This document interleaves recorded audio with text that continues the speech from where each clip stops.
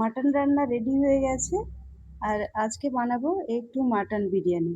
তো কিভাবে বানাবো পুরোটা দেখতে গেলে সঙ্গে থাকতে হবে। আর পুরো ভিডিওটা আপনারা ওয়াচ করবেন, কেউ কিন্তু স্কিপ করবেন না, কেমন? তো চলুন আজকে কি কি করব পুরোটাই দেখাবো। আর ছাদ থেকে আমাদের বাড়ির চারপাশের ভিউটা আপনাদের দেখিয়ে দিলাম, দেখুন কি এখন বাজছে সকাল 8টা। তো আমি ঘুম থেকে উঠে পড়েছি, চাটা কিচ্ছু খাওয়া হয়নি, বিছানা টিছানা কিছুই গোটানো হয়নি। তো চা খেয়ে এখন বিছানা টিছানা তুলাম। তো চাটা চলুন ঝটপট করে করে নিই। বাইরের দিকটা দেখায়, আজকে একটু মেঘলা মেঘলা মনে হচ্ছে। চা বসিয়ে দিলাম, চা পাতাটা এবার দিয়ে দেবো।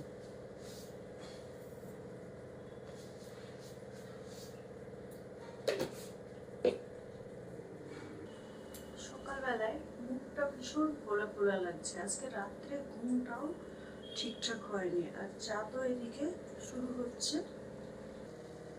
এই যে পাশের বাড়ির আমার জানালা আর ওদের ব্যালকনি একদম এক, তাই ওরা একটা কভার দিয়ে রেখেছে, বেশ ভালো লাগে। চা ফোটাফুটি শুরু হয়ে গেছে। চিনিটা দিয়ে দিলাম। এতে আমি করে রেখেছি এলাচ গুঁড়ো, তো একটু এলাচ গুঁড়ো চায়ের মধ্যে দিয়ে দেব। চাটা বেশ সুন্দর।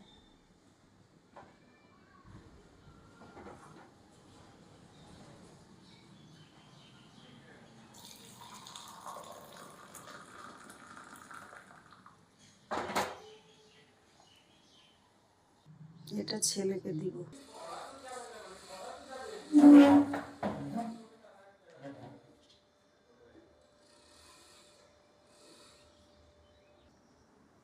চাটা নিয়ে বসে পড়েছি, চাটা খেয়ে নিই। সকালবেলায় এক কাপ চা খেলে মনটা একদম ফ্রেশ হয়ে যায়, বলুন। চাটা খেয়ে নিয়ে সারাদিনের কাজ কামে লেগে যাবো। কিন্তু আজকে রাত্রে একদম ঘুম হয়নি, কেন বুঝতে পারছি না। যে আমার থাইরয়েড কি বেড়েছে, থাইরয়েড তো বর্ডার লাইন ছিল, তারপরে অনেকদিন টেস্ট হয়নি। মনে হচ্ছে যে থাইরয়েডটা বর্ডার লাইন হয়েছে। আপনাদের কি এরকম হয়? মাঝে মধ্যে ঘুম হয় না এরকম? আর প্রচুর আম খাচ্ছি, ঘুম তো হওয়ার কথা। ওজনটা দেখছেন চটচট করে বেড়ে যাচ্ছে। আসসালামু আলাইকুম, কেমন আছেন আপনারা সবাই? ডেইলি লাইফের আরও একটি ব্লগে সকলকে স্বাগত। তো দেখুন প্রচুর মশা বৃষ্টির জন্য হয়েছে। তো নর্মাল মশারিগুলো আমি খুঁজেই পাচ্ছি না। তো আজকে এই ঘরে ঘুমিয়েছিলাম, মশারিটা টাঙিয়ে, এটাতে বেশ মশারি টাঙানোর সুবিধা, চারিদিকে ফটফট করে বেঁধে দিলাম। আর কালকের কিছু কাপড় শুকায়নি, তো সবগুলো খাটের স্ট্যান্ডে দিয়ে দিয়েছিলাম, যে ফ্যান চলবে কাপড়গুলোও শুকিয়ে যাবে। তো একসঙ্গে দুটো কাজ হয়ে গেছে। তো কাপড়গুলো সব ভাঁজ করে নেব, এগুলো ছেলের কাপড়। তো তারপরে তার সেগুলো প্যাকিংপত্র হবে। তো ঝপঝপ করে সবগুলো গুছিয়ে পাঠিয়ে নিই। রাত্রে কিছুটা রান্নাঘর পরিষ্কার করেই রেখেছিলাম, কিচেন কাউন্টার, গ্যাস ওভেন। তো আবার মনে হচ্ছে একটু চিটচিটে ভাব হচ্ছে। তো ভাবলাম যে না, আরেকবার খুব ভালোভাবে মুছে নিই। আর চিমনি চললেও কিচেন বেশ ভালো নোংরা হয়। রাত্রে বাসনপত্র সব ধুয়ে রেখেছিলাম, এত বাসন মাজতে হচ্ছে, 4 বেলা করে শুধু বাসনই মাজছি। বড় বড় হাঁড়ি কড়াই যেগুলো ছিল সব মেজে নিয়েছি। তো এবার মেজে নেব চায়ের কাপবাটিগুলো। তো আমি সকালবেলায় চা খেয়ে নিয়েছি, আমার ঘুম থেকে উঠে বাসন মাজতে একদম ইচ্ছে করে না। আমার কথা হলো এক কাপ চা খাবো, তারপরে ফ্রেশ হয়ে একদম বাসন বাটি ধোয়া মাজা করব। তো বাসনগুলো বলতে চায়ের কয়েকটা থালা বাটি আছে, কাপ বাটি আছে, সেগুলোকেই ধুবো। আর একটা দুটো গ্লাস আছে, সেগুলো ধুয়ে নেব। আর প্রচুর গরম লাগছে, আমাদের রান্নাঘরটা তো ভীষণ গরম, কি বলবো। তো ওইভাবেই চলতে হবে, আমার বলে না, প্রত্যেকেরই গরম। আর আমার মনে হয় আমি সবসময় ভালো ক্যামেরা ইউজ করি, তবুও যে কেন একটু সমস্যা হয় সেটাও আমি বুঝতে পারি না। তো একে একে সবগুলোই কাপবাটি থালা সব ধোয়া হয়ে গেছে। তো এবার বেসিনটাকে একদম ক্লিন করে নেব। সারাক্ষণ বাসনই মাজছি, এত বাসন গাদা গুচ্ছের বেরোচ্ছে কি বলবো।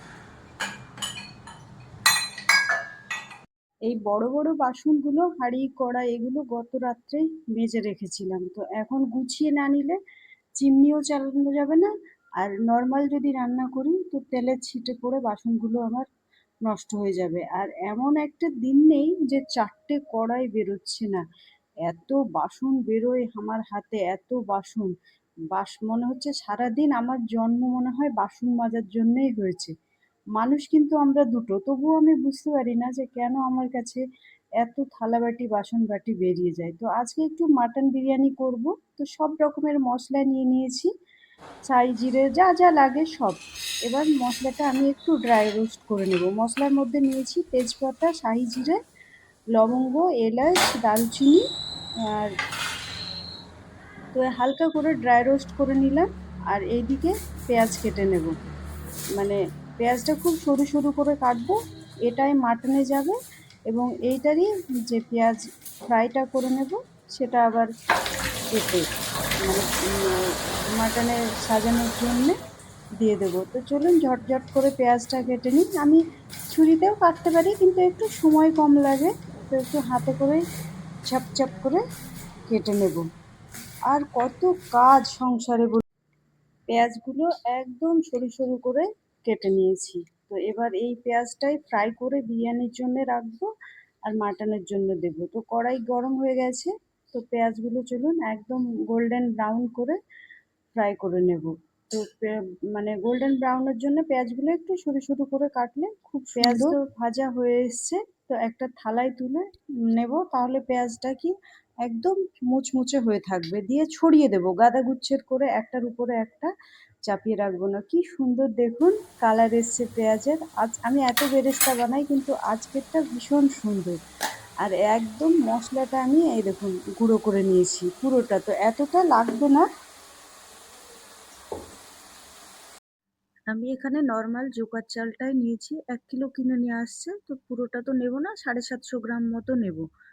তো আমি একটা চোখের আন্দাজ করে চালটা ঢেলে নেব।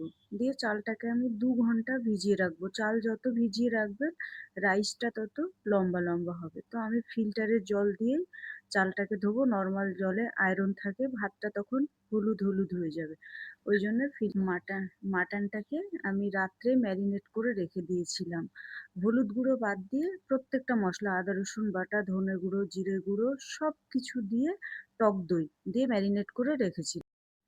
তো পেঁয়াজটা গোল্ডেন ব্রাউন করে একদম ভেজে নিয়েছি, আর তার জন্য পেঁয়াজটা সরু সরু করে কাটতে হবে। আর যে তেলটা রাখা আছে এই তেলের মধ্যে মাটনটা আমি রান্না করে দেব, একদম সাদা তেল, এর মধ্যেই মাটন আজকে রান্না হবে। আর দিয়ে দিলাম টেস্টের জন্য অল্প পরিমাণে ঘি, যেহেতু মাটনে প্রচুর পরিমাণে ফ্যাট আছে। আর উপর থেকে ছড়িয়ে দিলাম ভেজে রাখা পেঁয়াজটা। তো খুব ভালো করে চলুন মাটনটাকে একদম কষিয়ে কষিয়ে রান্না করে নিতে হবে। আপনারা চাইলে এখানে কুকার ব্যবহার করতে পারেন, তো আমি এটা কড়াইয়ের মধ্যেই রান্না করব, আজকে কুকারের কোনো ব্যবহার হবে না। এদিকে মাটন হচ্ছে, আর আমি তার সঙ্গে সঙ্গে আরও যে কাজগুলো আছে সেগুলোকে একদম করে নেব। এইদিকে আলুটাও সেদ্ধ করতে দিয়ে দিয়েছি, আলুটা সেদ্ধ হয়ে এসছে, এবার আলুটাকে ভেজে নেব।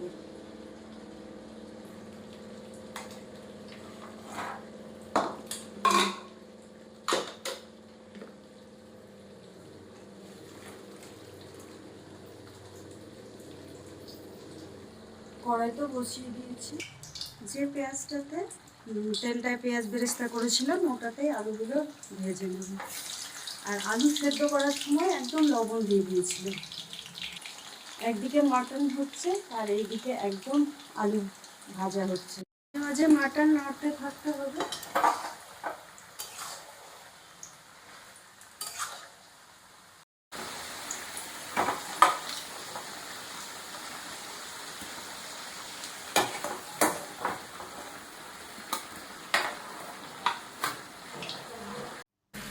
বিরিয়ানি তো রান্না চলছে, তার সঙ্গে ছেলে কালকে সকালে চলে যাবে, ট্রেন আছে, তো ওর কয়েকটা কাপড় আছে বলে তার সঙ্গে সঙ্গে মানে একদিকে রান্না করছি, একদিকে এইগুলো ভিজিয়ে দিচ্ছি।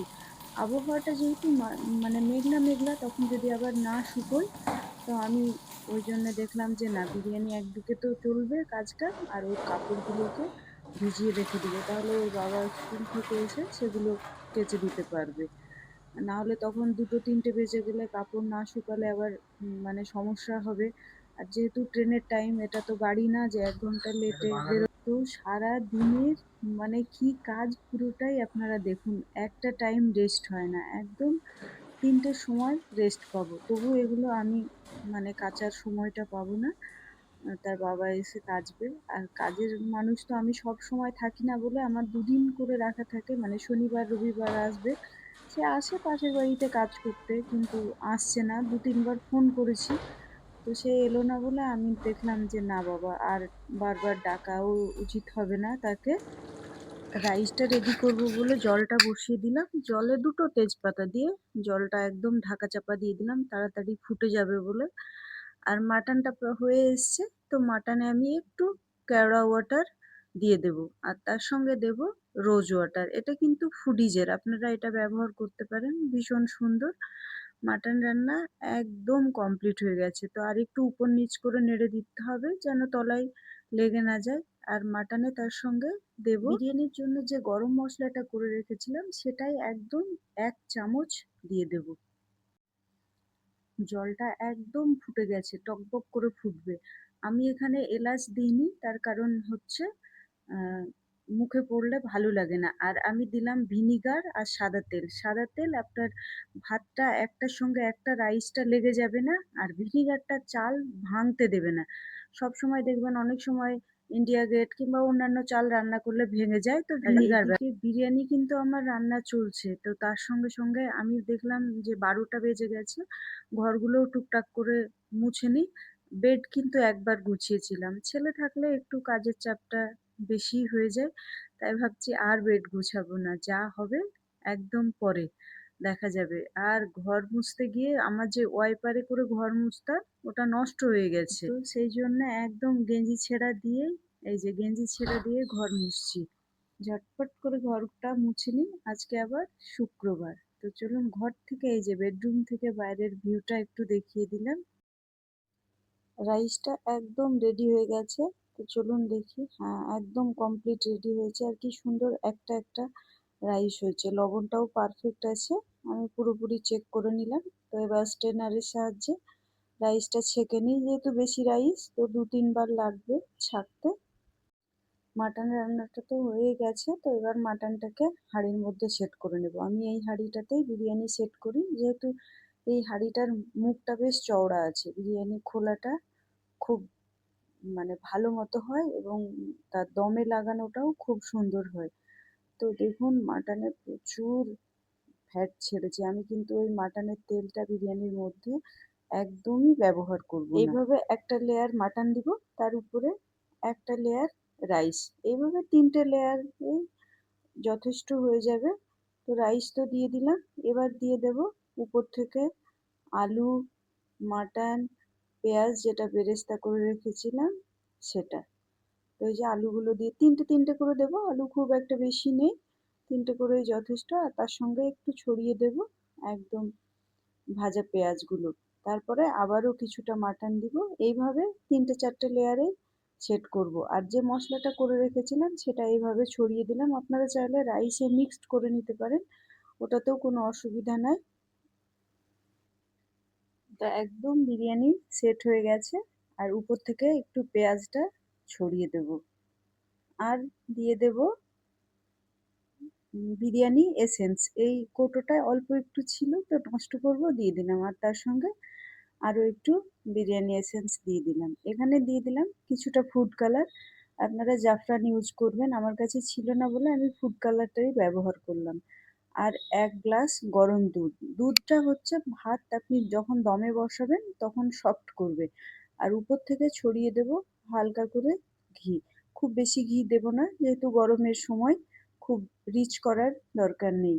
আর এবার দিয়ে দেব দমে।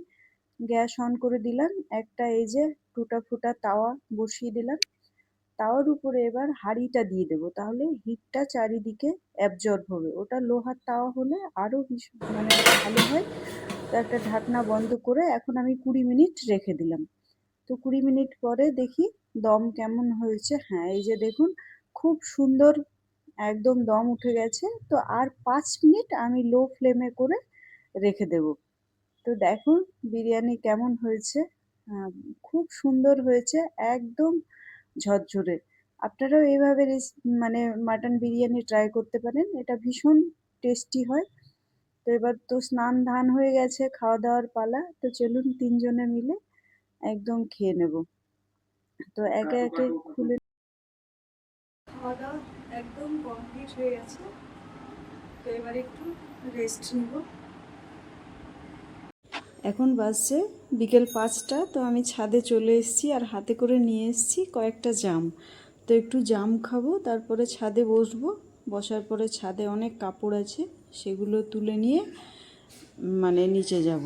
তো আমার মতো কে কে জাম পছন্দ করেন অবশ্যই কমেন্টস করে জানাবেন। আর ভিডিওটা ভালো লাগলে লাইক শেয়ার কমেন্টস করতে ভুলবেন না। তো আস্তে আস্তে জামগুলো খেয়ে নিই। জাম সিজনাল ফ্রুটস, খাওয়া ভীষণ উপকারী, কিন্তু জাম খেলে আমার নিজের অনেক সময় গলাটা একদম কষে কষে যায়। তো তবুও সিজনাল ফল বলে একটু খেয়ে নেব। তো ছাদ থেকে এই যে আমার ভিউটা দেখেন, চারিপাশের ভীষণ সুন্দর লাগছে দেখতে। কারো ছাদ বাগান, কারো নর্মাল বাড়ি। তো যাই হোক, আমার তো জাম চলছে, টুকটুক করে খাচ্ছি। আর তার সঙ্গে এবার কাপড়গুলো আছে, সব কাপড়গুলো তুলে নেব। হাতে করে প্রায় 6 থেকে 7টা নিয়ে এসেছিলাম। তো জাম খাওয়া কমপ্লিট, এবার কাপড় তোলার পালা। আর কি প্রচুর গরম পড়েছে, এত মানে কি বলুন তো, যে বৃষ্টি হচ্ছে তবুও খুব বেশি ঠান্ডা হচ্ছে না। তো আজকে একটু মেঘলা মেঘলা ছিল বলে আমি কাপড়গুলো ছাদেই দিলাম, নাহলে শুকাবে না। আর বারান্দাতে খুব বেশি একটা স্পেস নেই, তো সেই জন্যে ছাদেই দিয়েছিলাম। আর ছাদ থেকে আপনাদের চারপাশটা দেখালাম। তো কাপড় তোলা অলরেডি হয়ে এসছে, তো এবার নিচে যাব। তো যাই হোক, ভিডিওটা আজকের মতো এখানেই সমাপ্ত করলাম। দেখা হবে আবার নতুন কোনো ব্লগে। প্রত্যেকে ভালো থাকবেন, সুস্থ থাকবেন। তো রাত্রিবেলায় আমি কাপড়গুলোকে ভাঁজ করে